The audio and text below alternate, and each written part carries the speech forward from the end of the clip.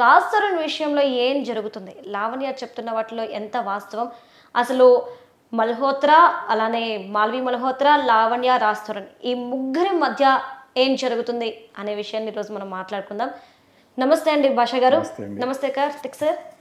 So భాషా గారు, మీకు రాజ్ తరుణ్ గారు బాగా తెలుసు కాబట్టి ఇప్పుడు లావణ్య గారు ఏవైతే ఆరోపణలు చేస్తున్నారో రాజ్ తరుణ్ మీద, అవి ఎంతవరకు వాస్తవం మీరు అంటారు? రాజ్ తరుణ్ తెలుసు అంటే నాకు మీడియా పరంగా బిగ్ ఎఫ్ఎంలో ఉన్నప్పుడు చాలాసార్లు ఇంటర్వ్యూకి వచ్చాడు. ఆ టైంలో బాగా కలిసి కొన్నాడు. బట్ తన పర్సనల్ లైఫ్ తెలిసేంత ఫ్రెండ్షిప్ అయితే లేదు.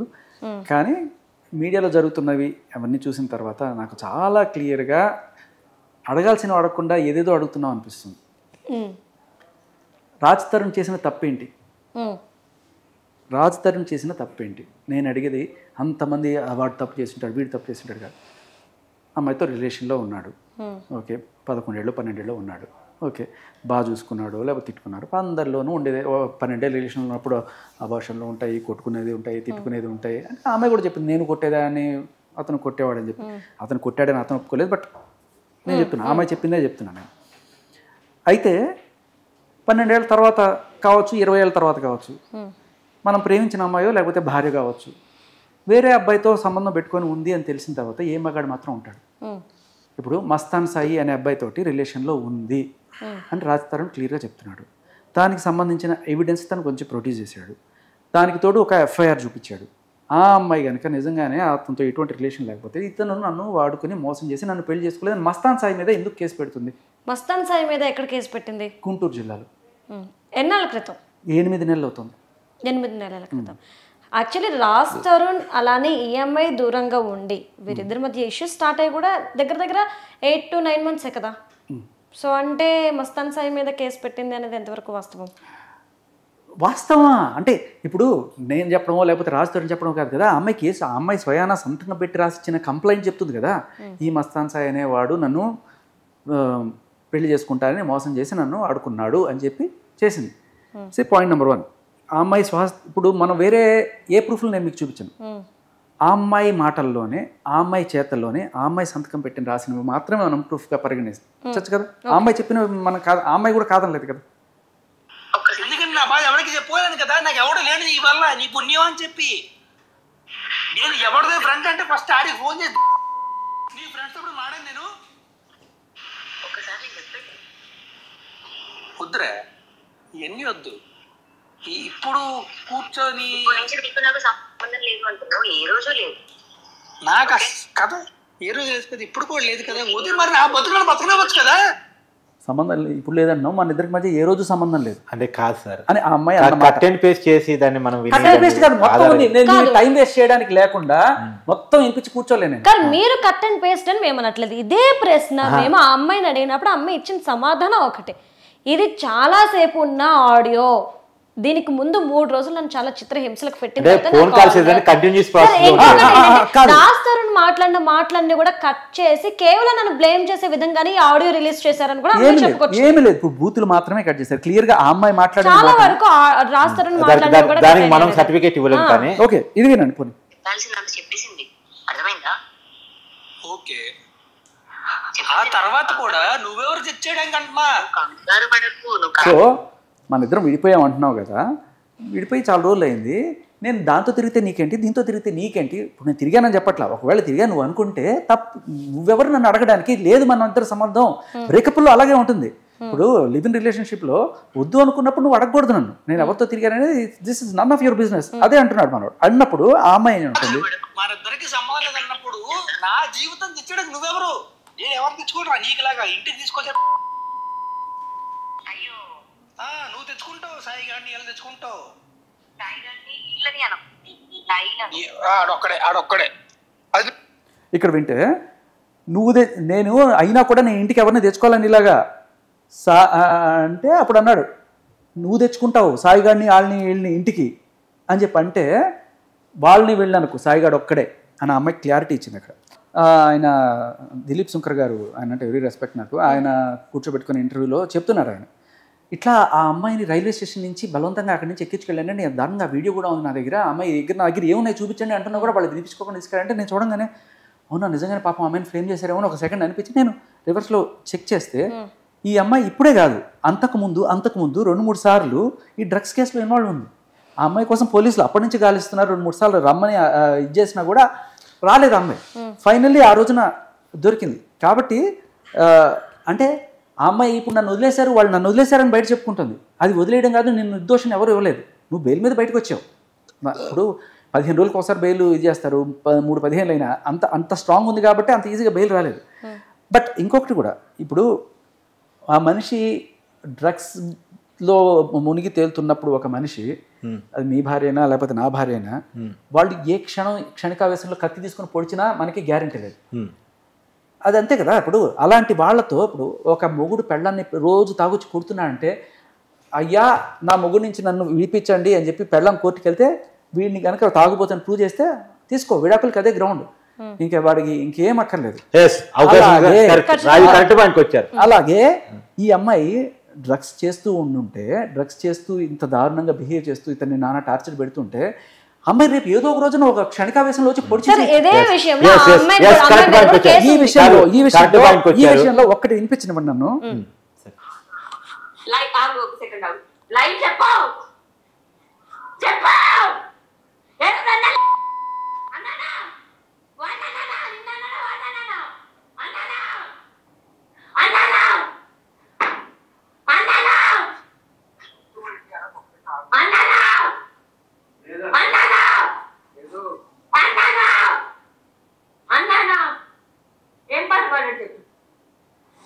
ఏం పాట పాడని చెప్పు. పాట పాడుతున్నారు, గొంతు బాగాలేదు, చెప్పు పాట, చెప్పు పాట పాడలేదు.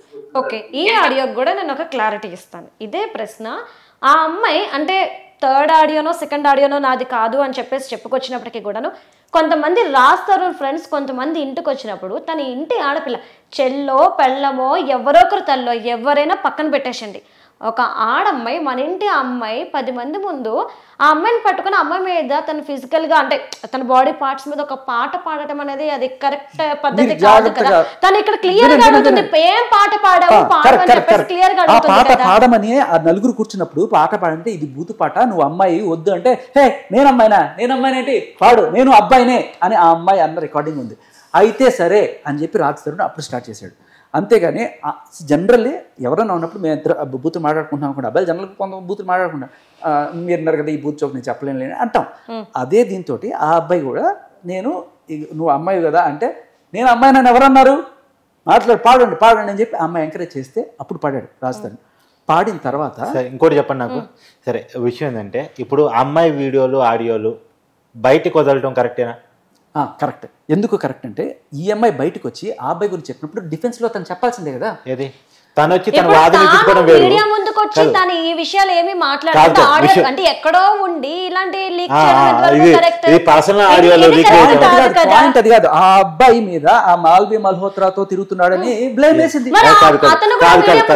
ఇక్కడ చాలా క్లియర్ గా మనం విషయం చెప్పుకోవాలి అంటే, తను ఫస్ట్ బై నార్సింగ్ పోలీసులకు కేసు పెట్టిన తర్వాత అక్కడికి కేసు పెడుతుంది రాజుతరుణ్ సెలబ్రిటీ కాబట్టి మీడియా అంతా అక్కడ గుమ్మిగూడిన తర్వాత నేను పలానా విషయం మీద కేసు పెట్టాను, నేను ఒక విక్టిమ్ అని తను చెప్పుకున్న తర్వాత ఈ ఆడియోలో బయటకు వచ్చిన తర్వాత తను ఇంకా మీడియా ముందు బయటకు వచ్చేసింది. మనం క్లియర్ గా పొద్దున పూట టీవీ ఛానల్ పేరు చెప్పడం మనకి ఇష్టం లేదు, బాగోదు కాబట్టి ఓ TV channel first audio play అయింది. ప్లే అయిన తర్వాత తను ఈ కన్వర్సేషన్ మొత్తం ఇచ్చింది. ఇప్పటికీ తన ఛార్జ్ బయట పెట్టా, స్టిల్ ఇంకా మామూలు చెప్పింది తప్ప వాటిని బయట పెట్టలే సార్. కాదు, ఇంకొక విషయం ఇంకోటి ఏంటంటే, ఆ అమ్మాయి మంచిది అని ఇందాక మళ్ళీ కొత్తగా పద్దాగా చెప్పడం ఏముంది కానీ మన సర్టిఫికేట్ ఇవ్వటం మనకు అనవసరం లేదు. నేను అనేది ఏంటంటే, ఈ అమ్మాయి క్యారెక్టర్ చెక్ చేసినప్పుడు రాజుతరుణ్ క్యారెక్టర్ కూడా చెక్ చేయాలి. కానీ ఎవరి క్యారెక్టర్స్ కి సర్టిఫికేట్స్ ఇచ్చే రైట్ ఇంకోటికి లేదు, ఎవరి పర్సనల్స్ వాళ్ళవి. కాకపోతే ఏంటంటే ప్రొసీజర్స్ ఫాలో కాలేదు. ఈ అమ్మాయి మీద డ్రగ్స్ కేసు ఉన్నాయి అన్నారు, ఓకే. ఈ అమ్మాయి ఎలా దోషి అని చెప్పేసి అంటున్నారో అలానే నిర్దోషి అని చెప్పొచ్చు. ఎందుకంటే తను నిందితురాలు మాత్రం, దోషి కాదు, నిర్దోషి కాదు. దోషి కావచ్చాం, నిర్దోషి కూడా కావచ్చాం. ఈ రోజుకి తను నిందితురాలు మాత్రమే, ఎందుకంటే మన చట్టం దాన్ని ఒప్పుకోదు. ఒకే ఒక మాట అడుగుతాను. ఇప్పుడు ఇది వినండి ఒకసారి.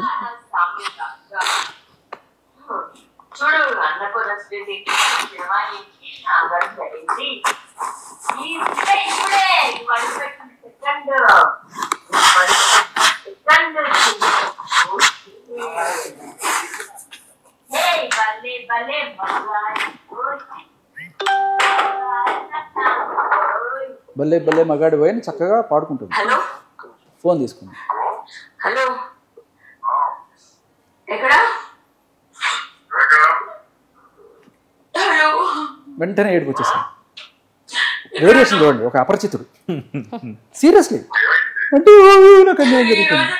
నలుగురు మగాళ్ళ ముందు నుంచని ఓకే, సో బేసికల్లీ ఈ పాట కూడా వద్దు, బూతులు ఉంటాయి, నేను పాడను అంటే ఆ అమ్మాయి నేను అబ్బాయినే, నేను అమ్మాయిని కాదు, మీరు అలాంటివి ఏం పెట్టుకోకండి, పాడండి అని చెప్పి ఎంకరేజ్ చేసి పాడించుకొని సరే తర్వాత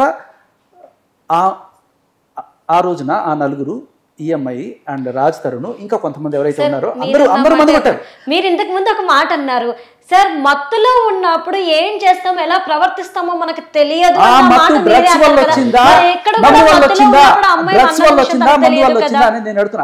అదే మందు రాజ్ తరుణ్ కొట్టాడు, అదే మందు వాళ్ళందరూ కొట్టారు, కానీ ఎవ్వరు ఇంత ఒక్కొక్కలా ఉంటుంది.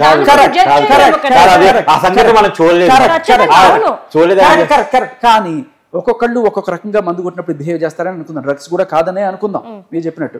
కానీ ఈయన మందు కొట్టినప్పుడు నేను మందు కొట్టినప్పుడు నేను కామ్గా నా మన నేను ఉంటాను, అయిపోయిందా వెళ్ళిపోతాను. ఈయన మందు కొట్టి రచ్చ చేసి టేబుల్ పగలు కొట్టేసి డామ్ డూ అన్నా అనుకో, వీటితో ఇంకోసారి నేను మందు అవుతాను, సారీ ఆయనతో ఇంకోసారి మందు అవుతాను, తాగుతానా, వెళ్ళను.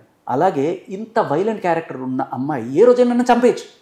కొట్టింది, మీరు దాంట్లో ఆ కొట్టిన ఆడియో కూడా నేను వినిపిస్తాను. అబ్బాయిని కొడితే నన్ను ఎందుకు కొడుతున్నావు మరో అని చెప్పి ఆ అబ్బాయి లిటరల్లీ విక్టిమ్ అబ్బాయి పెట్టాల్సింది కేసు రాస్తారు. వాళ్ళ అమ్మని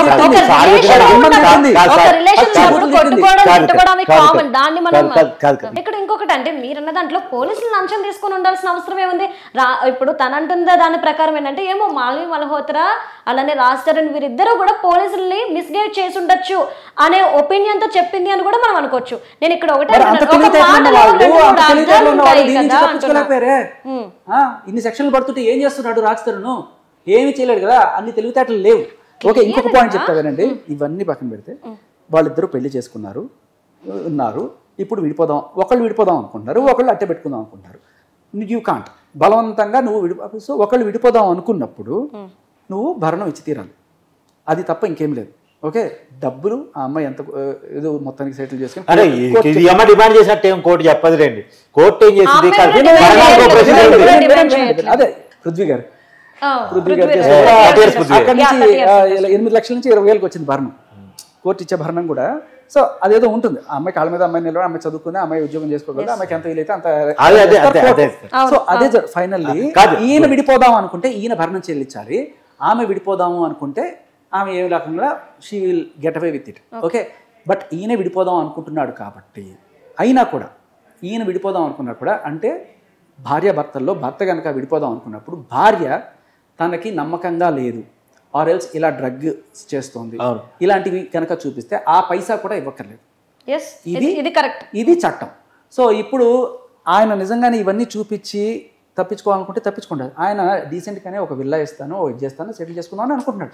దాన్ని తప్పట్టాల్సింది విల్లా ఇచ్చి అమ్మాయి ఒప్పుకోలేదు పక్కన పెట్టండి. ఇప్పుడు కోర్టు ప్రకారం అతను ప్రొసీజర్ ఫాలో అయ్యి డైవర్స్ ఇచ్చేసి ఆ డైవర్స్ లోనే కావాలంటే విల్లా కూడా అమ్మాయికి ఇస్తానని ప్రపోజ్ కోర్టు నుంచి చేసి ఉంటే అది అఫీషియల్ గా ఉండు. అఫీషియల్ గా ఎందుకు ఉండకూడదు అంటే ఆ అమ్మాయికైనా ఆ అబ్బాయికైనా ఒక రకమైన ఇదేంటంటే ఇన్నాళ్ళు బయటికి తెలియలేదు కాబట్టి వాళ్ళు ఎవరికి తెలియకుండా వెళ్ళిపోతే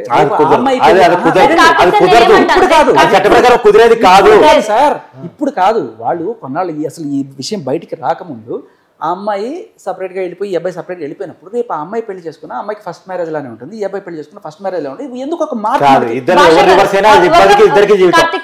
ఇప్పుడు ఈ క్లారిటీ నేను చెప్పాల్సింది అంటే ఒక రాజధాని అలా అనుకుని ఉంటే రాజధాని మరి అలా అనుకుని ఉంటాడని నేను అనుకోను. అలా అనుకుని ఉంటే మీ వర్షంలో అనుకుని ఉంటే ఏదంటే గుట్టి చప్పుడు కాకుండా వెళ్ళిపోదాం, కోర్టు దాకా పోయి విడాకులు అప్లై చేసుకుంటాం, ఎందుకు ఎవరికి తెలియకుండా చేసుకున్నాం కదా, ఎవరు తెలియకుండా రిలేషన్ మెయింటైన్ చేసాం కదా, ఎవరు తెలియకుండా వెళ్ళిపోదాం అనుకుంటే అది ఎవరికైనా అమ్మాయికత్వం అవుతుంది. టైం లేదు. నేను ఒకటే ఒక మాట చెప్పండి, తాగేసిన భరించవచ్చు, మందు సిగరెట్లు తాగినా డ్రగ్స్ తీసుకున్నా ఏం చేసినా ఇంకా ఆఖరికి వేరే వాళ్ళతో ఎఫ్ఐఆర్ పెట్టుకుని నాకు తప్పు అయిపోయింది అని చెప్పి మన్నించమని చెప్పి అడిగినా కూడా భరించచ్చేమో. కానీ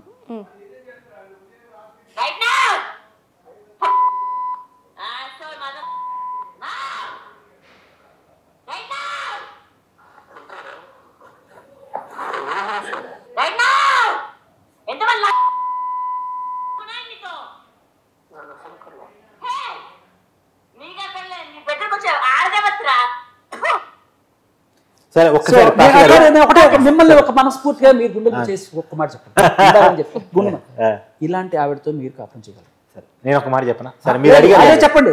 ఫస్ట్ గుండె మీద చేపెట్టుకోండి. గుండె మీద చేసుకోండి. ఏ మగాడైనా సరే నేను తాగుడు సహిస్తా ఇవన్నీ సహిస్తా కానీ ఇంత గయ్యాళితనం, ఇంత అరుపులు, ఇంత లిటరల్ చెప్పంటే ఒక సైకో లాగా, అది డ్రగ్స్ ఎఫెక్టా లేకపోతే మందు ఎఫెక్టా వాట్ ఎవర్ సార్. రాయి తరుణ్ణి బలవంతంగా కలిసి ఉండమని ఇక్కడ ఎవ్వరు ఫోర్స్ చేయట్లేదు సార్. రాయి తరుణ్ణి ఆమె డిమాండ్ చేసినా అతను గనక ఆధారాలతో కోర్టుకి డైవర్స్ అప్లై చేసుకుంటే కోర్టు డైవర్స్ ఇచ్చిన తర్వాత ఆమె డిమాండ్ చేయడానికి కూడా లేదు. డైవర్స్ అవ్వడానికి వెళ్ళవాలి కదా భాష గారు, పెళ్లి పరిగణించాలి. పరిగణించాలని మీరు నేను కాదు కదా, కోర్టు కదా జడ్జి. అవును అవును అంతమంది అదే, కానీ పరిగణించకూడదని చెప్పడానికి కూడా లేదు కదా. ఇంకొకటి ఈ ఆడియోని రిలీజ్ చేయటం ఏదైతే ఉందో అది పెళ్లి అని ఆ అమ్మాయే పరిగణించట్లేదు.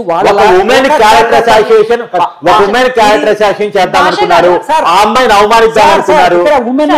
ఆ అమ్మాయి మీద నువ్వు 100 అభియోగాలు లేపుకో. ఇప్పుడు నా భార్య మీద మీ భార్య మీద మీరు అభియోగాలు లేపాలనుకున్నారు అనుకున్నావు. దానికి మనం ఎక్కడ ఒకటి ప్లాట్ఫారం ఉంది, చట్ట ప్రకారం ప్లాట్ఫారం ఉంది, కోర్టు అనే ప్లాట్ఫారం ఉంది. ఆ కోర్టు కాడ మనం ఆధారాలు చూపించుకుంటాం, మనకు ఆ అమ్మాయి ఎందుకు వద్దో చెప్పుకుంటాం. ఇప్పుడు ఎగ్జాంపుల్ సముద్రాలు పేరు మనకు తెలియదు, ఏదో ఊహలు ఊహాగా ఇక్కడ ఒక మాట వాళ్ళకి కాదు. అబ్బాయి కూడా మనిషే, వాడి కుక్క కాదు, వాడికి ఒక క్యారెక్టర్ ఉంటుంది, వాడికి అసాసినేట్ చేయకూడదు. నువ్వు ఆ హీరోయిన్ తో పడుకున్నావు, ఈ హీరోయిన్ తో పడుకున్నావు అన్నప్పుడు వాడి క్యారెక్టర్ తో పాటు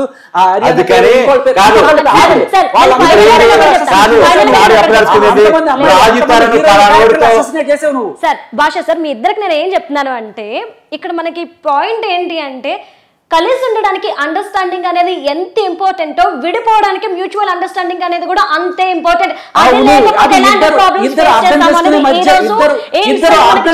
మనుషుల మధ్య జరగచ్చు తప్ప ఒక డ్రగ్ అడిక్ట్ లాగా ఒక సైకో లాగా మాట్లాడే అమ్మాయితో మీరు ఏం తీసుకున్న టైంలో మనం చెప్పలేము, కానీ తన నార్మల్ డ్రగ్స్ తీసుకునే టైం అంటే 24 hours కి రిపీట్ అవుతూ ఉంటుంది. మనోడు ఏం చెప్తున్నాడు, నేను డబ్బులు ఇచ్చినా కూడా ఆమె డ్రగ్స్ తెచ్చుకునే పనిలో ఉంది, అందుకనే కదా నేను వదిలేస్తున్నాను, నా వల్ల దాన్ని అబ్బాయి ఆరోపణ చేశాడు అనుకుందాం. దానికి సాలిడ్ గా ఇక్కడ అమ్మాయి నిందితురాలు ఇప్పుడు రాయితరణ ఆరోపణ నిజం కావచ్చు, దానికి కేసు ఉన్నాయి కాబట్టి అని చెప్పొచ్చు, లేదు కోర్టు దానికి పని చేయొచ్చు, తను ఆల్రెడీ బెయిల్లో ఉంది, జైల్లో పోయింది, అవన్నీ పక్కన పెట్టేద్దాం. కాదు అది ఈయన పంపించాడని అనుకోని ఈయన డెఫినెట్ గా జైలుకి పంపించాలి, నాకు భరణం కూడా వద్దు, ఈయన జైలుకి పంపించాలనే కసితోనే అమ్మాయి ఉంది. అది ఇప్పుడు ఆ అమ్మాయి కసితో ఉన్నంత మాత్రం రాయితనం జరిగిపోడు, ఆమె కష్టం లేనంత మాత్రం రాయితనం జరిగిపోదు. కానీ మనం అమ్మాయి యాటిట్యూడ్ అర్థం చేసుకోవచ్చు. కానీ మనం ఇక్కడ క్లియర్ గమనించాల్సిందంటే రాయితరం ప్లీజ్ స్టాప్ ఇట్. ఎందుకంటే ఆడియోలు బయటకు వదలటం అనేది ప్లీజ్ స్టాప్ ఇట్. ఎందుకంటే మీరు ఒక స్టార్డమ్ ఉన్న హీరో, ఇప్పుడు మీరు చేస్తున్న ఆరోపణ ఏంది, ఆ అమ్మాయి ఏదో డ్రగ్స్ అడిక్టెడ్ కావాలని ఆరోపణ చేస్తుంది, అది ఇదని చేస్తున్నారు కదా. ఇప్పుడు మీకు తనకి తేడా లేకుండా మీరు ఒకవేళ మీరు అనుకున్న మీ వర్షంలోకి వచ్చి మాట్లాడుతున్నా, నేను మీ వర్షంలోకి ఒక నిమిషం నన్ను చెప్పనివ్వండి, మీ వర్షంలోకి వచ్చి మాట్లాడుతున్నా, మీ వర్షంలోకి వచ్చి మీరే నిజం అనుకుంటే మాత్రం మీరు ఒక స్టార్డమ్ ఉన్న హీరోగా ఫస్ట్ లివింగ్ రిలేషన్స్ అనేది బంద్ చేయండి. ఎవరైనా ఇష్టం అంటే పెళ్లి చేసుకుని, ఎందుకంటే భారతీయ కల్చర్లో మాత్రం మనం నమ్ముతున్న సంస్కృతి సాంప్రదాయాలు మాత్రం పెళ్లి అనేది ఒకటే పాయింట్ మాత్రమే. మనకి వెస్ట్రన్ కల్చర్ ఉంది, అది మనకి ఇండియాలోకి వచ్చింది దురదృష్టం కొద్దీ దాన్ని మనం ఫాలో అవుతున్నాం, కానీ మనకి అది అవసరం లేదు. మీకు ఎవరైనా నచ్చితే పెళ్లి చేసుకోండి, నచ్చకపోతే డైవర్స్ ఇవ్వండి. నచ్చితే పెళ్లి చేసుకోవడానికి ఒక ప్రొసీజర్ ఉంది, నచ్చకపోతే డైవర్స్ ఇవ్వడానికి ఒక ప్రొసీజర్ ఉంది. ఈ రెండు నాకు అవసరం లేదు అనుకుంటే మేమేం చేయలేం, ఈ రెండు నాకు అవసరం లేదు అనుకుంటే ఏం చేయలేం. ఇవాళ ఈ రెండు అవసరం ఉందో లేదో తెలవక కలిపిన రిలేషన్ లో నుంచి ఈ గొడవ అంతా. ఓకే, ఇంకొక ఇక్కడ నేను చెప్తానండి, ఆడియోలు లీక్ చేయకండి అని చెప్పి మీరు చెప్పారు కదా. అట్ ద సేమ్ టైం మీరు బయట మీడియా అంతా గమనిస్తే ఒక్కళ్ళు రాజ్ తరుణ్ కోసం మాట్లాడుతున్నారండి. ప్రతి ఒక్కళ్ళు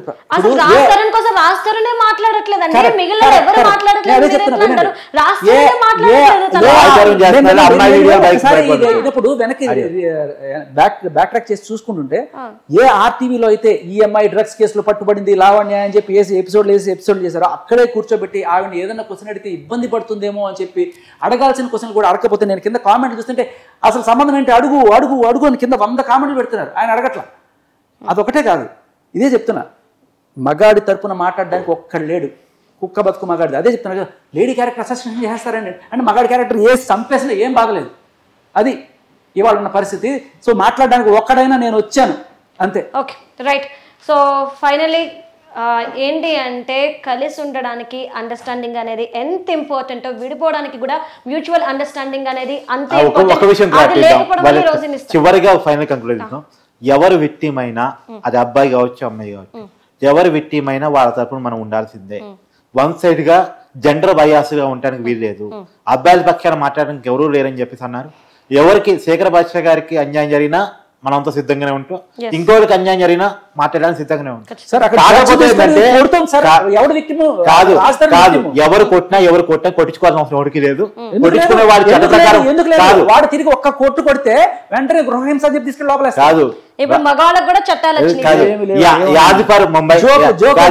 యాజ్పర్ Mumbai high court ruling Mumbai high court ruling వీరు చెప్తున్న దాని ప్రకారం ఇప్పటికైతే నేను అనుకోవటం మనకి ఇష్యూ చూస్తున్న దాన్ని బట్టి ఇంకా ఏదైనా కోర్టులో తెలిస్తే మనం చేయాల్సిన అవసరం లేదు. ఇప్పటికైతే దీన్ని పెళ్లిగా అనుకుంటున్నాం. తను డైవర్స్ ఒకవేళ అగైనెస్ట్ తనకి ఈ ఆడియోలు అన్ని కూడా కోర్టుకి ఇచ్చుకుంటే పోలీస్ స్టేషన్ లో ఇచ్చుకుంటే ఆల్రెడీ లేదు నార్సింగ్ పోలీస్ స్టేషన్కి వస్తారని రాయితరం మనం విన్నాం. ఇంకా రాలేదు, రేపు వస్తాడేమో. ఇవి కోర్టుకో పోలీసులకు ఇచ్చుకొని చట్ట ప్రకారం ప్రొసీజర్ ఫాలో గారు తప్ప ఇవన్నీ సోషల్ మీడియా వెళ్తే మాత్రం మంచి పద్ధతి కాదు. Right right thank you so much sir. Thank you.